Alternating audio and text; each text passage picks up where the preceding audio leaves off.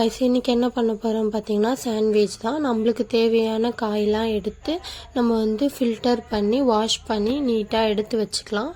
அது நான் வந்து கேப்சிகம் எடுத்திருக்கேன். கேப்சிகம் நல்லா கட் பண்ணிட்டு நல்லா வாஷ் பண்ணி நல்லா சின்ன சின்னதா கட் பண்ணி வச்சிருக்கேன். அடுத்து வெங்காயமும் கட் பண்ணி அது ஒரு சைடு எடுத்து வச்சுட்டு அதுக்கப்புறம் கேரட்டையுமே நம்ம வந்து கட் பண்ணிக்கலாம். இந்த நடுவில் கட் பண்ணிட்டு இருக்கும்போது கையை வேற கட் பண்ணிக்கிட்டேன். சேஃபாக கட் பண்ணுங்கள். இப்போ கேரட்டையும் கட் பண்ணி குட்டி குட்டியாக கட் பண்ணி எடுத்து வச்சிடலாம். அதுக்கப்புறம் வந்து உங்கள் வீட்டில் கோஸ் இருந்தால் அதையுமே ரொம்ப குட்டி குட்டியாக கட் பண்ணிடுங்க. அதுக்கு முன்னாடி நல்லா வாஷ் பண்ணிவிட்டு கட் பண்ணுங்கள். எவ்வளோ உங்களால் முடியுமோ அவ்வளோ சின்ன சின்னதாக கட் பண்ணால் அது வந்து சாப்பிடும் போது கொஞ்சம் அவ்வளோ தெரியாது. பசங்களுக்கும் வந்து சாப்பிடும் போது நல்லாயிருக்கும்.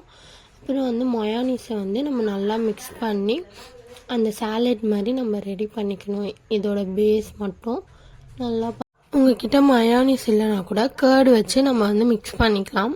அது பார்க்கவும் இந்த மாதிரி தான் இருக்கும், டேஸ்ட்டாகவும் இருக்கும். கர்டு யூஸ் பண்ணிக்கிறதுனாலும் யூஸ் பண்ணிக்கோங்க. இப்போ ப்ரெட் எடுத்து நம்ம ப்ரெட்டுக்கு மேலே பட்டர் தடவி நம்ம ரெடி பண்ணி வச்ச சாலட்டை வந்து உள்ளே வந்து ப்ளேஸ் பண்ணிடலாம்.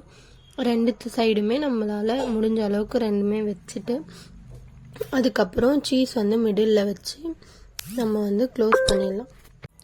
அதுக்கப்புறம் சீஸ் வச்சு நம்ம க்ளோஸ் பண்ணதுக்கப்புறம் பேனை வந்து ஹீட் பண்ணிவிட்டு ஆயில் வந்து ஸ்ப்ரெட் பண்ணி ஃபுல்லாக நம்ம வந்து திருப்பி போட்டு எடுத்தோன்னா சாண்ட்விச் வந்து ஒரு 2 மினிட்ஸ்லேயே ரெடி ஆகிடும்.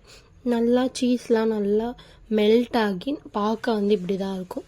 நீங்கள் ட்ரை பண்ணுங்கள். நான் ட்ரை பண்ணேன், நல்லா தான் இருந்துச்சு. உங்களை நெக்ஸ்ட் வீடியோவில் பார்க்குறேன். Bye. Until this Tamil's kitchen. Tata.